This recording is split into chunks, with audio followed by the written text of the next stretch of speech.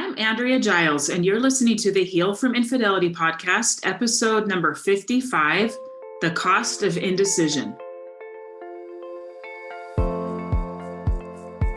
Hello, and welcome to the Heal from Infidelity podcast, where courageous women learn not only to heal from their spouse's betrayal, but to become the boldest, truest, most decisive, and confident versions of themselves ever. If you know there's more for you than the life you're currently living, but don't quite know how to get there, you are in the right place. Stick around to learn how to create a life that will knock your own socks off. Is it possible? It is, and I'm here to show you how. I'm your host, Andrea Giles. Are you ready? Let's dive in.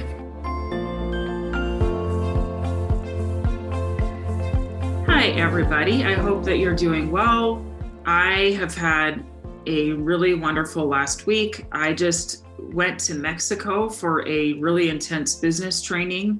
I came back with a lot to think about. I was there with a whole bunch of coaches. It was intense and in a beautiful location. And it's just back to life now, back to life, getting kids ready for school, all of that fun stuff. But while I was away, I was thinking a lot about the topic that we're going to cover today, which is the cost of indecision. So in my life, I feel like I have been more of an indecisive person than a decisive person. And I have grown a lot in that way through some of the tools I'm going to teach you.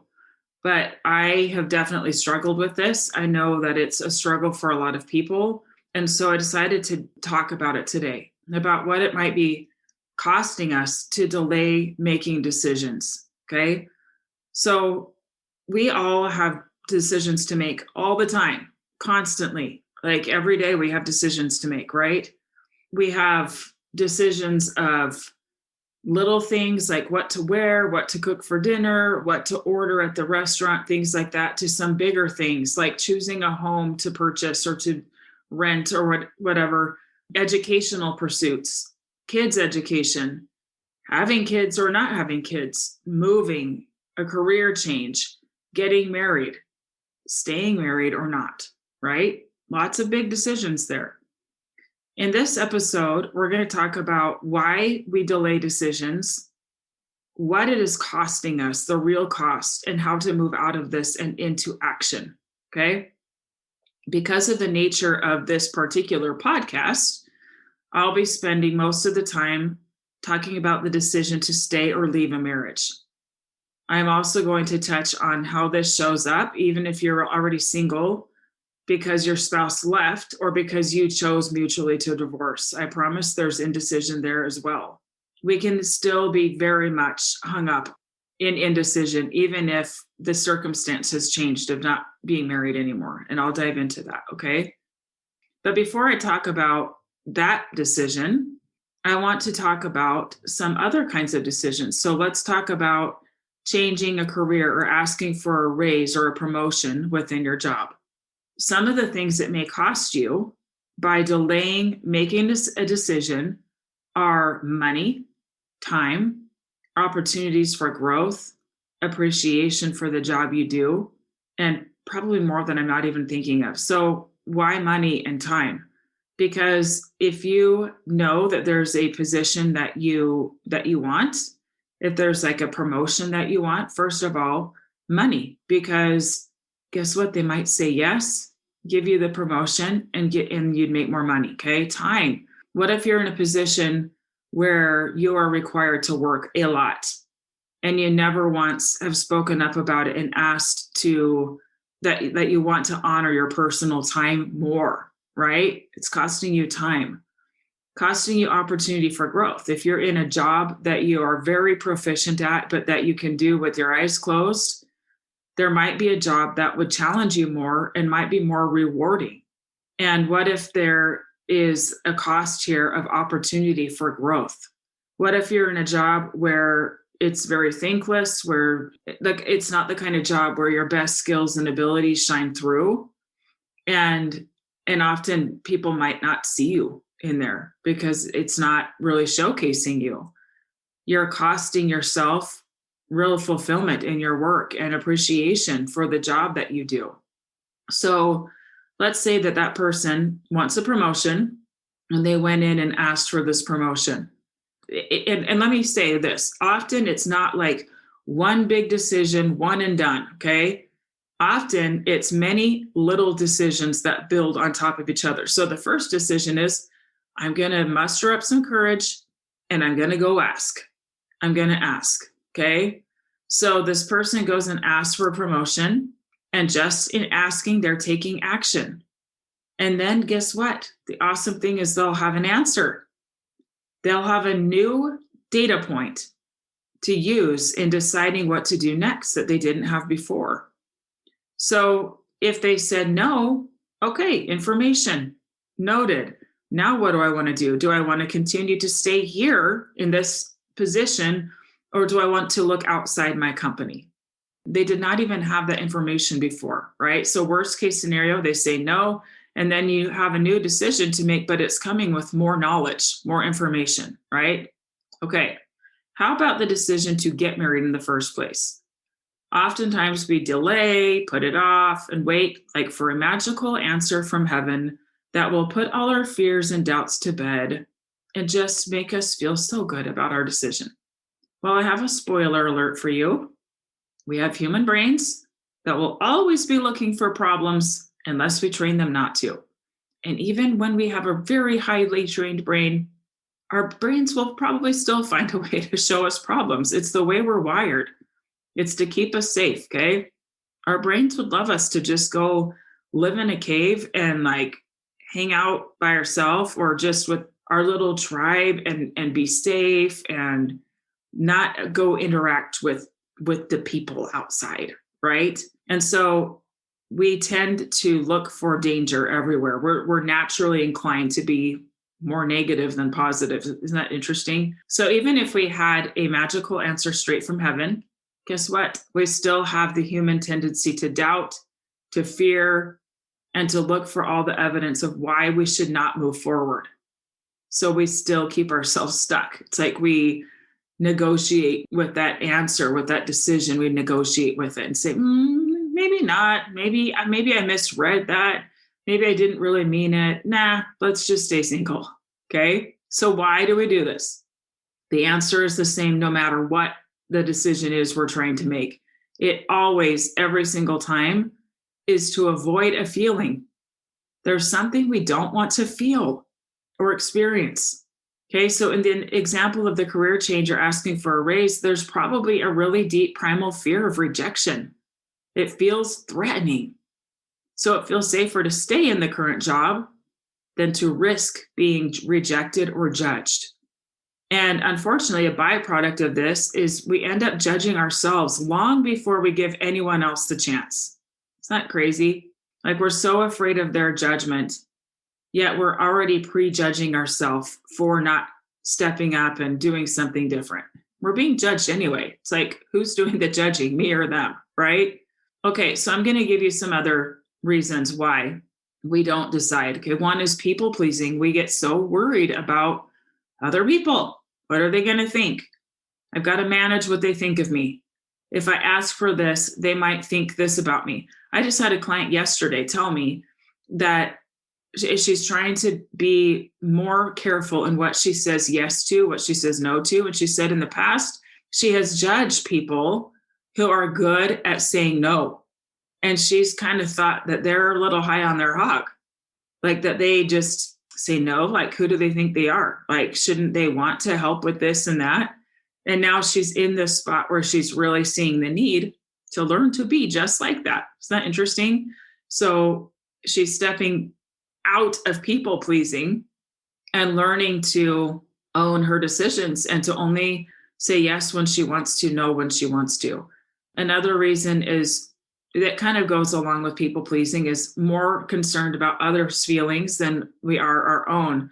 The tricky part about this is that it goes along with people pleasing, and that people pleasing is a form of deceit because we're saying yes, we're agreeing to things that we don't actually agree to, that we don't agree with. And even though it might be in the name of not wanting to hurt other people's feelings, we're really hurting our own. We're really hurting ourselves. And we're not showing up honestly to the other person. Okay. Another thing that gets in the way is fear. Another one is not knowing the outcome. Like, I don't know how this is going to end. That feels so scary. We want that certainty, right? I don't know how this is going to end. What if we feel afraid of getting the decision wrong and feeling regret? What then? What if we feel regret? Another one is afraid of failure. We don't want to fail, right? Failure seems very threatening as well. So what do we do instead? We buffer. If you can't remember what buffering is, go back to, I don't remember the episode number, but scroll back. It's titled, I think it's called Buffering, and it's a good one that explains what this is. The short version is that if there's a feeling that we need to feel to progress, to move forward, we do things to avoid feeling. We do things to not have to feel that way. So like if we need to feel like, discomfort in any way, I'm going to go eat cookies. I'm going to go watch Netflix. I'm going to go shopping, even if it's shopping online. Nope, not feeling that feeling today. I don't want to go there today, right? We all buffer in our own way. What we do instead is we hide. We not only hide from other people, but we hide from ourselves. We avoid telling the truth to ourselves. We indulge in self-pity and make it other people's fault that we can't have this thing that we want, or that we just can't decide. We will complain to other people. Sometimes we take a poll from other people, get all their opinions and let them weigh in. And here's the problem with that, is that it will never be enough. There will never be the magical vote where you're like, okay, that's the vote. Now I know what I'm doing. It won't happen, because your brain will negate it.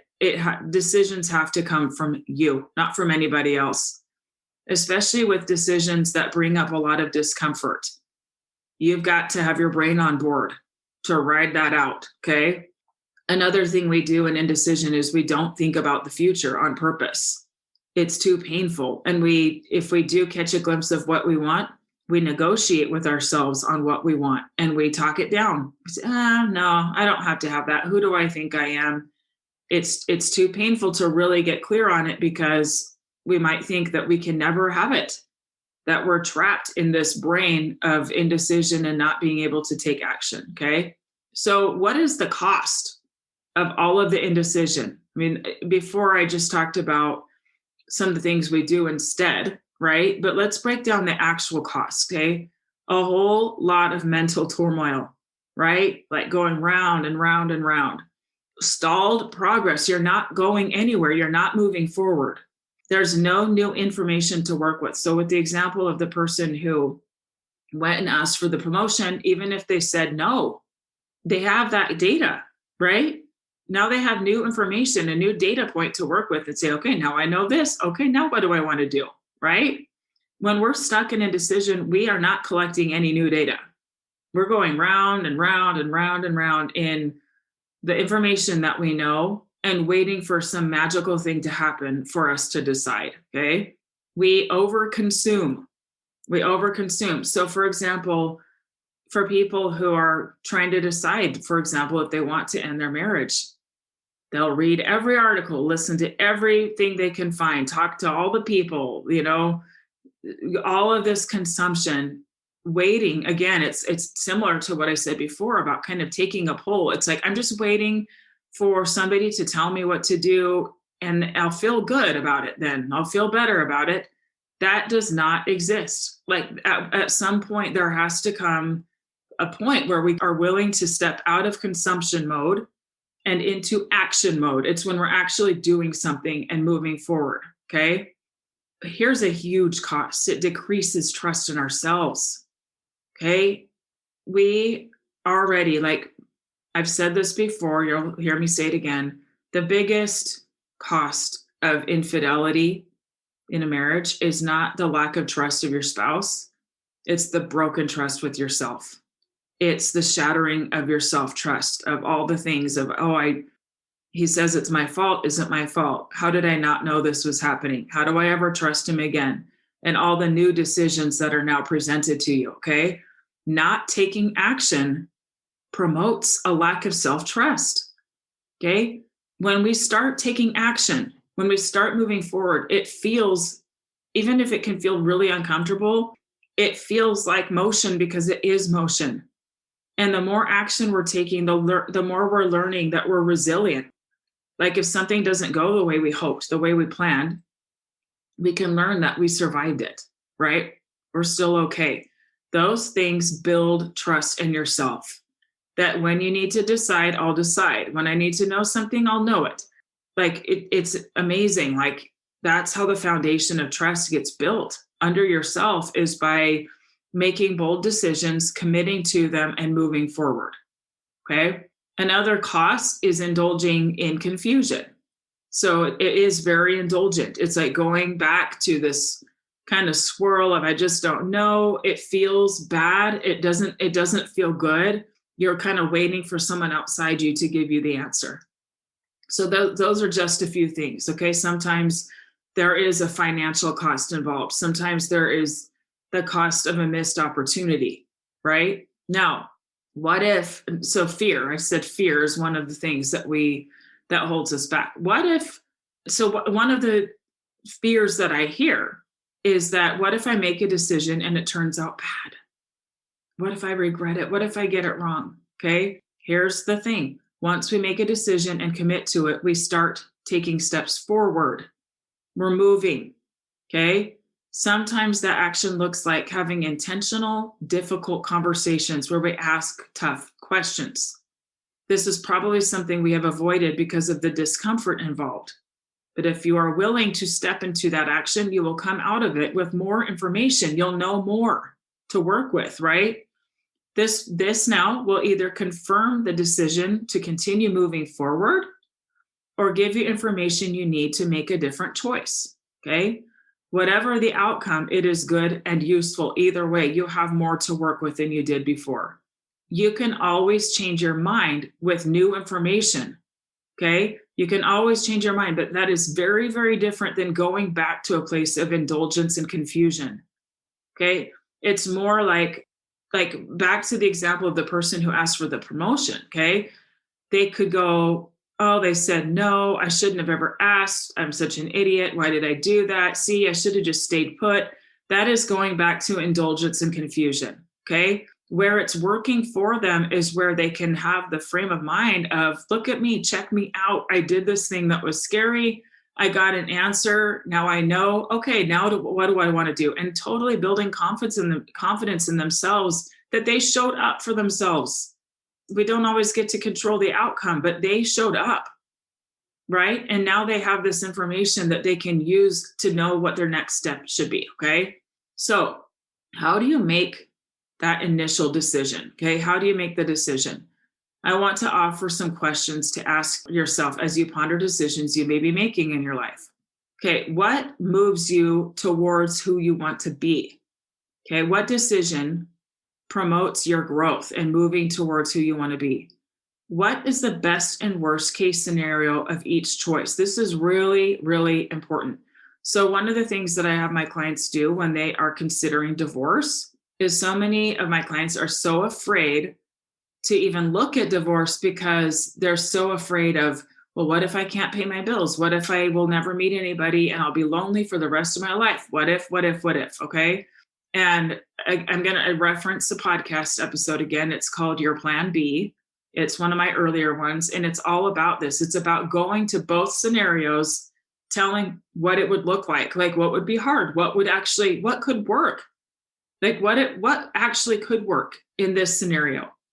What would be difficult? You're really looking at it closely and feeling the emotion that comes up as you look at it. Okay. That will give you some useful information.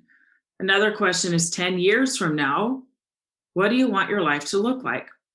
What would your future self say and why? Our future selves know what's going on.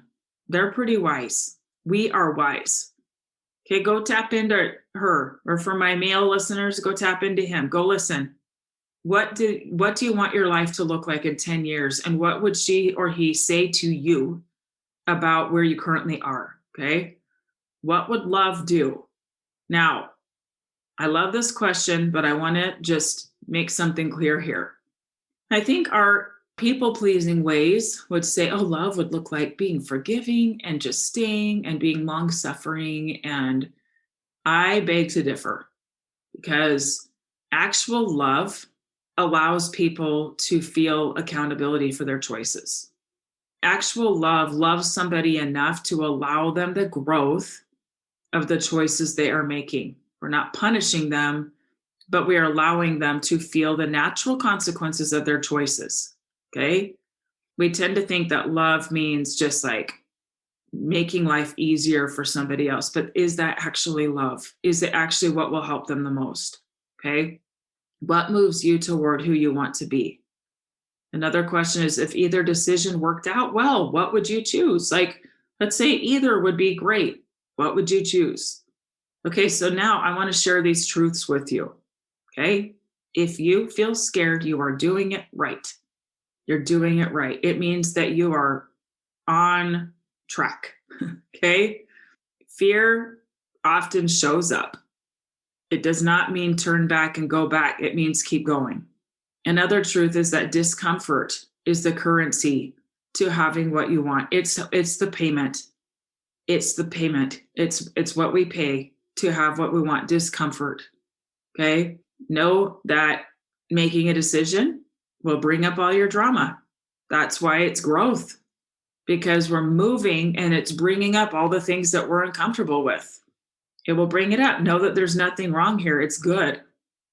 Another truth is that there is no failure. There's just winning or learning. Okay? You're winning, something worked out really, really well, or you're gathering information. Okay? Once you have made the decision, we have to wait for, like I said before, like signs from heaven or the approval of others, but really it's your job. If you feel peace, it's a pretty good clue that you are on the right track. Even if there's a lot of discomfort, you can also have this deep knowledge and knowing that you are on the right track. Peace. Okay? We make our decisions correct by backing ourselves up, by finding evidence on why it was the best decision and selling ourselves on it over and over and over again. Trusting that we made the decision from our higher brain, the prefrontal cortex, and that by trusting that, we can also trust all the evidence that we give to that. Like when we look for all the reasons why it was the best decision, trust it, lean into it. Okay. So I want to ask you a question. Okay. When is a time in your life that you made a quick, firm decision? Why and how did you do it? How did you know? Why did you have such conviction? I really want you to take time to think about this. I want you to learn from yourself. What did you believe? What were you sold on? That you're like, yep, this is what I'm doing. No doubt about it. This is what I'm doing. The doubts and fears might creep up and you know what to say to it. You speak to it because you are sold on the decision that you've made. You can learn from your own experience here how you backed yourself up and what you did when you felt doubts creep in. To wrap it up, I want to tell you this. Life is short. It's short. It goes really fast. We are not meant to suffer and be miserable. Okay? You have the right to feel peace and to progress, but these are things that are inside jobs. They're not going to come from anyone else. Healing from infidelity is an inside job. We often wait for things to happen, wait for our spouse to change, wait for all of these things.